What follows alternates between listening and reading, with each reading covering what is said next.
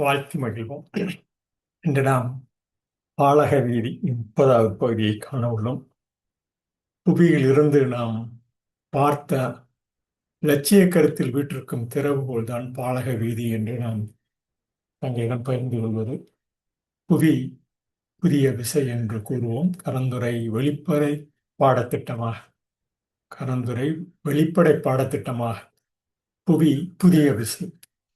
நாள்தோறும் பார்த்திருக்கும் இலட்சிய கருத்தில் வீற்றிருக்கும் திறவுகோல் என ஒவ்வொரு காலகட்டத்திலும் மனிதர்கள் அறிந்து புரிந்து கொண்ட நிலையில் ஒரு காலகட்டத்திலும் பால் வீதி என்று தமிழில் கூறக்கூடிய அந்த சொல்லமைப்பினை நாம் பேரண்ட அதிர்வாக ஒவ்வொரு காலகட்டத்திலும் இந்த பதிவினில் மேற்கொண்டுள்ளோம். இந்த பேரண்ட அதிர்வு தான் இந்த கால அறிவியல், வானியல், அண்டையியல், வணிகவியல் என்று கூறக்கூடிய எண்ணினை சார்ந்த இந்த கட்டமைப்பு பார்த்திருக்கும் இலட்சிய கருத்தில் வீற்றிருக்கும் திறவுகோலாக வீதி என்று சொல்லக்கூடிய பால் வீதி பால் மண்டலம் என்று சொல்லக்கூடிய நமது புரிதலாகிய கடந்த ஒரு 3 லட்சம் ஆண்டுகளாக 20,000 ஆண்டுகளாக 50,000 ஆண்டுகளுக்கு முன்பு 2 லட்சம் ஆண்டுகளுக்கு முன்பு ஒவ்வொரு காலகட்டத்திலும் அந்த பார்த்த இலட்சிய கருத்தில் வீற்றிருக்கும் திறவுகோல் தான் இன்று நாம் காணும் பல்வேறு வகையான அறம் என்று சொல்லக்கூடிய அந்த அறம் எனும் சொல். அந்த இலக்கு நோக்கி செல்லும் அந்த இலக்கியம், அக்கனிமை பெறுதல் உள்ள இலக்கியம்தான் நம்மை ஒரு இலக்கு நோக்கி செல்லும் அந்த தகுதி பெற்று அந்தந்த மொழிக்கு ஏற்ப அவரவர்களின் எழுத்துரும் சொல் மொழிக்குறிப்பு நாம் பேசும் அந்த ஓர் மா என்று பேசும் ஓம் ஆம் என்று பேசும் பல்வேறு ஒளிக்குறிப்புகள் ஒவ்வொரு காலகட்டத்தில் நிலை பெற்று இவைதான் இதற்கு என்று சொல்லக்கூடிய அந்த நிலைதான் இந்த பார்த்திருக்கும் இலட்சிய கருத்தில் வீற்றிருக்கும் திறவுகோலாக நாம் பகிர்ந்து கொள்ளக்கூடியது. இது பல்வேறு சமயம் சார்ந்த, பல்வேறு இடம் சார்ந்த, பல்வேறு மொழி சார்ந்த அந்த சொல்லமைப்பினை இன்று நாம் அரா என்று சொல்லக்கூடிய சொல்லினை காண உள்ளோம். இந்த பார்த்திருக்கும் இலட்சிய கருத்தில் வீற்றிருக்கும் திறவுகோல் பட்டினப்பாளையிலிருந்து தொடர்ந்து பதிகிறோம் என்று 30வது பதிவாக தங்களிடம் பகிர்ந்து உள்ளோம். 30வது சொல் விளைவு அரா வியன்கழனி என்று 32 வரை நாம் சொல்ல உள்ளோம். அதில் 30வது பகுதியாக இந்த அரா என்ற சொல், அற என்ற சொல் எவ்வாறு ஒவ்வொரு காலகட்டத்திலும் இந்த அ என்ற ஒலிக்குறிப்பு நம் எல்லோருக்கும் தெரியும். உயிரெழுத்தில் முதல் எழுத்து. இந்த ர என்று சொல்லக்கூடியதும் மெய்யெழுத்தில்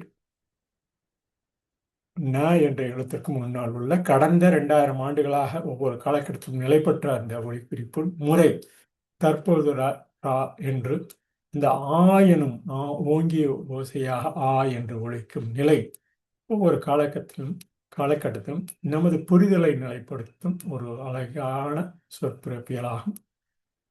வசையில் புகழ் வயங்கு வெண்மீன் திசை தெரிந்து தெற்கு ஏகினும் தற்பாடிய தளி உணவின் புல் தேய்ம்ப புயல் மாறி வான் பொய்ப்பிடும் தான் பொய்யா புனல் பறந்து பொன்குளிக்கும் விளைவு அரா வியன்கழனி என்ற இந்த 32 சொல்லில் 30வது சொல்லாக இந்த பாலக வீதி என்று வரையறுத்த அந்த கருத்தாக்கத்தில் உங்கள் அரா என்ற தமிழின் ஆழமான இந்த ஆழமான சொற்பிறப்புகள் நீங்கள் எந்த நிலை கூற்றிலும் எந்த நிலை சொல்லிலும் நீங்கள் காண இயலாத ஒன்று. இவர் எழுத்துரு சொல்லாக பொருள்படும் எவ்வாறு பொருள்படும் என்பதற்குண்டான ஒரு தொடர் தமிழ் தொடர் அமைப்பின் கட்டமைப்பில் இது உருவாக்கப்பட்டுள்ளது. இது எழுவாய் என்று சொல்லக்கூடிய அந்த எழுவாய் என்று உள்ளத்தில் உள்ள உறுப்புகள் உள்ளுறுப்புகள் சொல்லக்கூடியவை அவை பயனிலை பெறும் வரை செய்யப்படும் பொருள் நிலை பெறும் வரை அதை மூன்றையும் உள்ளடக்கியதே நமது இலக்கணம் என்று சொல்லக்கூடிய நமது ஒவ்வொரு காலகட்டத்திலும் நிலை பெற்ற நிலை. இந்த பார்த்த இலட்சிய கருத்தில் வீற்றிருக்கும் திறவுகோல் நாம் சார்ந்த சமய கருத்துக்களில் உள்ளடக்கம் உள்ளவை, நாம் சார்ந்த மொழிக்குறிப்பில் உள்ளவை, நாம் சார்ந்த இடத்தில் உள்ளவை. இந்த எந்த பழக்கம் தொடர் பழக்கமாக நிலை பெறுகிறதோ அவைதான் நாம் நல் வினையில் செய்யப்பட வேண்டிய நிலை. மனித அறம் என்று கூறக்கூடிய அந்த நிலைதான் மனித அறம் என்று சொல்லக்கூடிய அற என்று சொல்லக்கூடியவை.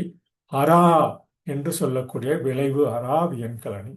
இந்த விளைவு ஒவ்வொரு காலகட்டத்திலும் பல்வேறு நிலைகளில் மாற்றம் ஏற்படுத்தும் வகையில் அந்த நிலை வசையில் என்று அந்த வயங்கு அந்த வயங்கு சைகை எவ்வாறு நிலை பெற்று புவியில் விண்மீனாக, விண்மீன் திரளாக, விண்மீன்களின் கூட்டமாக திறனான சைகை பெற்று திரிந்து தெற்கு நோக்கி செல்லும் நமது புவி புதிய விசையாக சுழற்சி அடைந்து, இது ஒவ்வொரு காலகட்டத்திலும் உயிரினங்கள் தோன்றி அவை எவ்வாறு உணவு உட்கொண்டது முதற்கொண்டு அவை எவ்வாறு ஒவ்வொரு காலகட்டத்திலும் நம் நிலைக்கு ஏற்ப, நாம் வாழும் இடத்திற்கு நிலைக்கு ஏற்ப சொல் சொல் பிறப்பிலிருந்து மனித பிறப்பினம் வரை, உயிரினங்களின் பல்வேறு பிறப்பினங்கள் வரை மாறக்கூடியது. அந்த மாறும் நிலையை நாம் பார்த்த லட்சிய கருத்தில் வீற்றிருக்கும் திறவுகோலாக அந்தந்த சமய கருத்தாளர்களும் பதிந்துள்ளனர். இந்த இவ்வாறான சொல் அமைப்பு தான் தமிழ் மொழியிலும் அந்த இலக்கு நோக்கி செல்லும் இலக்காக, அந்த இலக்கு நோக்கி செல்லும் இலக்கியம் அக்கனைமை புரிதலில் இலக்கணமாக நாம் தொடர்ந்து இந்த பதிவினை மேற்கொள்கிறோம். இவை தமிழ் இலக்கணத்தின் ஒரு சிறந்த ஒரு எடுத்துக்காட்டாக எழுவாய் என்று சொல்லக்கூடிய எழுவாய் எழுவாய் என்று அந்த பயனிலை ஒவ்வொரு செய்யப்படும் பொருளும் நாம் அந்த பயனிலை அடையும் வரை தொடர்ந்து அந்த மூன்றையும் உள்ளடக்கி சொல்லாக்கத்தில் நிலை பெற்றவை, அந்த அக்கணமே புரிதல் நிலை பெற்ற அந்த பொருட்கள் நிலைப்படுத்தியுள்ளது.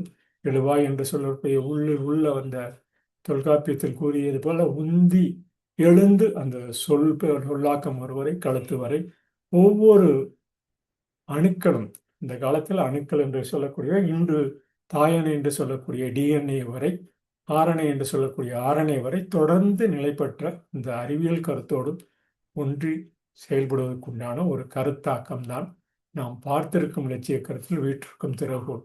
இது ஒவ்வொரு காலகட்டத்திலும் அந்தந்த உயிரினங்கள் வாழும் காலத்தில் நிலைப்படுத்தப்பட வேண்டிய ஒன்று.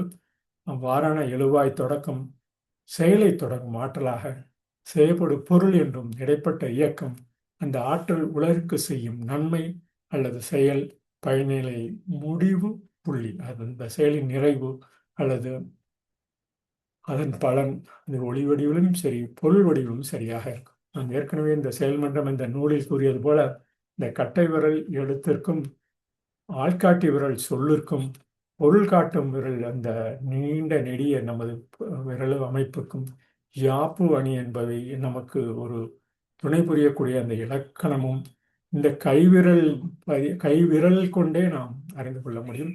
இது எவ்வாறு ஒவ்வொரு எழுவாய் என்று சொல்லக்கூடிய நம் உடலில் உள்ள அங்கம் எவ்வாறு ஒவ்வொரு காலகட்டமும் நிலை பெற்றுள்ளது என்பதற்குண்டான ஒரு எடுத்துக்காட்டாக உடல் அமைப்பு உள்ளது என்பதனையும் கூறி, உடல் அமைப்பு ஒவ்வொரு காலகட்டத்திலும் நிமிர்நிலை அடைந்து அந்த நிமிர்நிலை மனிதர்கள் என்று சொல்லக்கூடிய பல்வேறு பதிவுகளும் இதில் நிலை பெற்று உள்ளது என்பதை கொடு. அறம் அறாது, அரா அது, அந்த அரா என்ற சொல் அரா அது. அறம் எந்த காலத்திலும் நின்று நிலைத்து நிற்க வேண்டிய ஒன்று. அந்த நாம் காணும் எந்நிலையும் அறம் சார்ந்த நிலைதான். அவை தீவினையானாலும் சரி, தீ என்று சொல்ல உடனே நாம் உடனே விரலை எடுக்கும் அந்த அறிகுறி முதற்கொண்டு நம் அந்த சுட்டு உணர்வை ஏற்படுத்தும் அந்த அறம் அறாது என்பது ஒரு விதி. அந்த வினையின் திறன் நம் உடலை காத்து நிற்கிறது. இது சமய கருத்தாக்கத்திற்கும் எல்லா பதிவிற்கும் இது வரலின் நிலைபெற்றுள்ளது, இன்னமும் நிலைபெறும். அந்த அறம் அறாது என்ற சொல், அறம் என்ற அற்ற அம் ஓர் உயிரினும், அந்த அற்ற என்பது நாம் ஏற்கனவே இன்மையிலிருந்த லட்சியம் இலக்கணமாகும் என்ற அந்த பதிவு போல அற்ற என்று சொல்லக்கூடியவை ஓர் உயிரெழும் வாய்மொழி எழுவாயாக எழுந்து என நாம் அந்த உச்சரிப்பு நிலையில் ஒரு காலகட்டத்தில் எனும் வாய் திறக்கும் ஒவ்வொரு மொழிக்கேற்ப நமது மொழியிலும் எனும் ஓசை ஓங்கிய செய்யாக உள்ளுறுப்புகளின் கட்டளையில் நிலைமொழியாகும். அவ்வாறான மொழி வருமொழியாக ஒவ்வொரு காலகட்டத்திலும் மெய்யுறுப்புகளில் நிலை பெற்றுள்ளது. அது திற எனும் கட்டளையிட்டு நமது உடலமைப்பினின் தாயணை ஆரணை என்று சொல்லக்கூடிய அந்த காலகட்டத்தில் அணுக்கள் என்று சொல்லக்கூடிய அந்த ஒவ்வொரு சொல்நிலையும் அற எனும் சொல் நிலையடுக்கு சொல்லாக அரு என்றவுடன் அவை விட்டுவிடு தீமையான செயல் அரு என்று தீங்கு விளைவிக்கும் என்பதனை அது அந்த மெய்யியலாக இருந்து யதார்த்தமாக லாபமாக கடந்து செல்லும் ஒவ்வொரு உலகில் நிலைக்கப்பட வேண்டிய நிலைமொழி நிறைமொழி தன்மையை அடைகிறது. இந்த நிறைமொழி தான் நாம் பேசும் இந்த பேச்சு ஒவ்வொரு மொழியிலும் உள்ள நிறைமொழி என்று சொல்லக்கூடியவை. இந்த மெய்யியல் நமது உடல் ஒரு அமைப்பு எவ்வாறு ஒளியியல் அமைப்போடு மெய்ப்பொருளின் இயலாக மெய்யியலின் கோட்பாடாக இணைந்து வழங்கியிருக்கும் இந்த விளக்கம் மெய்யியல் ஒளியியல் என்று சொல்லக்கூடிய நமது உள்ளமைப்பை உள்ளுறுப்புகளை சார்ந்தது என்பதனையும் கூறி இவ்வாறான அவை, அதாவது அவைதான் வையகத்தில் ரெண்டும் ஒரே தன்மையை இருவேறு கோணங்களில் விளக்கும் நிலைமொழியாக அந்தந்த மொழிக்கு உள்ளது. நம் தமிழ் மொழிக்கும் இந்த கல்லில் பெற்ற விளக்கம் தாளில், அதற்கு முன்பு பனை ஓலைச்சுவடியில், அதற்கு முன்பு கல்வெட்டில், கோயிலில் பல்வேறு நிலைகளில் அந்த அறிவு சார்ந்த சான்றோர் பெருமக்கள் ஆண்டோர் பெருமக்கள் ஒரு படிநிலையும் உடற்கூறியல் நிலையை ஒத்த அந்த பெருமையை காட்டுகின்றன. இவ்வாறான பெருமைகள் தான் நமது உயிர் இயக்கத்திற்கு மனித இன உறுப்புகளுக்கு என்றும் துணையாக நிற்கிறது. இவ்வாறான அந்த காற்றின் இயக்கம்தான் உடற்கூறியல், அதாவது அனடாமி என்று சொல்லக்கூடிய ஆங்கிலத்தில் சொல்லக்கூடிய அந்த உந்து சக்தி பல்மோனிக் எக்ரெஸ் என்று சொல்லக்கூடிய நுரையில் இருந்து புறப்பட்டு குரல்களை வழியாக மேலே வந்து ஒளியாக மாறுகிறது. இவை மெய்யியலுக்கும் பொருந்தும் என திருமூலர் போன்ற உயிரக காற்று என்கின்றனர். இந்த உந்தியிலிருந்து எழும் காற்று உடலின் ஆறு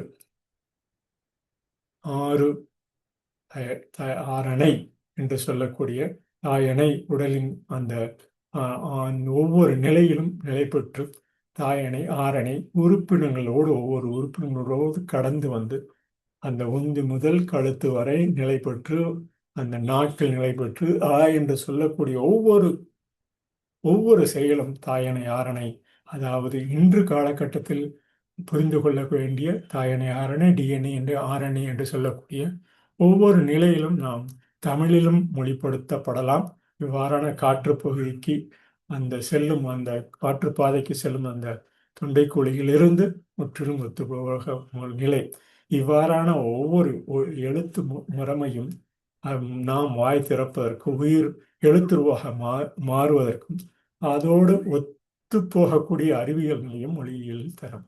இவை ஆண்டாண்டு கால திரளும் ஒளி எழுப்பும் நிகழ்வாக நம் மொழியில் ஆதி என்று சொல்லக்கூடிய அகர முதல எழுத்தெல்லாம் ஆதி பகவன் என்று சொல்லக்கூடிய ஆண்டாண்டு காலமாக திரளும் அந்த மெய்யுறுப்பு இனம் இயல்பாக எனும் போதே வாயை திறத்த நிலைமை அமைகிறது. இவை நிலைமொழியாக உயிருடன் வருமொழியாக உடலுடன் இணைந்து அந்த புள்ளியியலில் நிலை பெற்று அந்த சொல்லமைப்பாகிறது. இவ்வாறான அதிர்வுகளின் அறிவியல் தான் வைப்ரேஷனல் எனர்ஜி என்று சொல்லக்கூடிய இந்த பேரண்ட அதிர்வு வரை நாம் பார்த்திருக்கும் இலட்சிய கருத்தில் வீற்றிருக்கும் திறவுகோளாக ஒவ்வொரு காலகட்டத்திலும் புரிந்து கொண்ட நிலை. இவ்வாறான அதிர்வின் நிலைதான் நமது மொழிக்கும் ஒவ்வொரு மொழிக்கும் ஏற்பது போல இந்த மெய்யியல் பேரண்ட ஓசையினாலும் அதிர்வுகளாலும் ஆனது. நாளும் தரமாக அந்த நாத விசை விளக்கமாக ஒவ்வொரு இந்தியான சைகையாக கரந்துரை வெளிப்பாடு உடன் இந்த கொண்ட பாடத்திட்டமாகவும் நாம் கற்கலாம். இவ்வாறான ஓங்கிய சைகை நாத விசையாக நாளும் தரமான விசையாக வியக்கத்தகு வினை புரியக்கூடிய அந்த சைகையை புரிந்து கொண்டு ஒவ்வொரு காலகட்டத்திலும் அந்த சொல்லும் பொருளும் உள் உறுப்புகளுடன் எவ்வாறு நிலை பெற்றுள்ளது என்பதனை நாம் அறிந்து புரிந்து இவை உடலின் இயக்கமாக எவ்வாறு பல்வேறு நிலைகளில் நமது மாத்திரை என்று மகாத்திரை என்று சொல்வோம். அந்த தமிழில் உள்ள அந்த டைம் ஸ்கேல் ஆஃப் சவுண்ட்ஸ் என்று சொல்லக்கூடிய அந்த மாத்திரை அளவுகளோடு அறிவியலின் படிநிலையும் ஒத்துப்போகும். இது பல்வேறு தர சான்றிதழ் பெற்ற பாடத்திட்டத்திற்கும் மேலும் நல்ல முறையில் உதவும் என்பதனை கூறி இது போன்ற நமது தொடர் பதிவு என்றும் நிலைத்து நிற்க அந்த உயிரின் இயக்கமும் உயிரெழும் அந்த நிலையும் உயிர் வாழும் வாய்மொழி நிலைமொழியாக நிற்பதற்கும் இந்த என்றென்றும் நமக்கு ஒரு நிறைமொழியை தரக்கூடிய திருக்குறள் வரை நிலை பெற்ற அந்த நிலை நாம் என்றும் அறாது.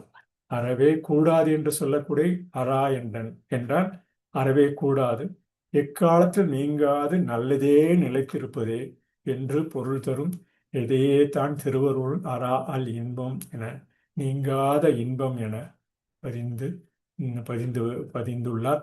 இந்த அறம் அறாது என்று நாம் எதை நல்லதோ அதை எடுத்துக்கொண்டு எது நல்லவை அல்லவையோ தீங்கு நிலையோ தீ தீ என்று அறிந்தவுடன் நாம் எவ்வாறு அந்த தீங்கு நிலை ஏற்படும் அந்த நிலை தவிர்த்து நல்லதை நிலைத்திருப்பதற்கு உண்டாக நாளும் செயல்படும் அந்த நிலைதான் அறம் என அந்த நிலைமொழியாக வாய்மொழியாக நமது ஒரு நிறைமொழி தன்மையை அது நாம் இந்த கலந்துரை பாடமாகவும் பல்வேறு பாடத்திட்ட நடைமுறைகளை உள்ளடக்கிய ஒரு பாடத்திட்டம் என்றும் ஒரு தமிழ் மொழிக்கும் நிறைமொழியாக இருக்கும் என கூறி இந்த பார்த்திருக்கும் இலட்சிய கருத்தில் வீட்டிற்கும் திறவுகோலாக மீண்டும் இந்த பாடலினை கூறி தங்களிடமிருந்து இந்த 30வது பதிவினை நிறைவு செய்கிறோம். வசையில் புகழ் வயங்கு வெண்மீன் திசை திறந்து தெற்கு ஏகினும் தற்பாடிய தலை உணவின் புல் தேம்ப புயல் மாறி வான் பொய்ப்பிடும் தான் பொய்யா மலைத்தலைய கடல் காவேரி புனல் பறந்து பொன்பொழிக்கும் விளைவு அரா வியன் கலனி என இந்த அரா என்ற சொல், அற என்ற சொல், அறம் என்ற சொல் ஒவ்வொரு காலகட்டத்திலும் அந்த இலக்கு நோக்கி செல்லும் அந்த அறமும் நல்லதை நோக்கி செல்லும் அந்த நிலை என்றும் நடைபெற நாம் நல் நிலையில் நாளும் உயிரினமாக மனித இனமாக வீற்றிருப்போம். பார்த்திருக்கும் நம்ம இலட்சிய கருத்து வீற்றிருக்கும் திறவுகோலாக இந்த அரா என்ற சொல்லினை விளைவு அரா வியன் கலனி என்ற அந்த 30வது பதிவினை நிறைவு செய்கிறோம். வியன் கலனி என்று 31, 32வது பதிவுடன் இந்த பாலக விதி 32 தொகுப்பு நிறைவு பெறும் என கூறி இந்த பதிவினை நிறைவு செய்கிறோம். நன்றி.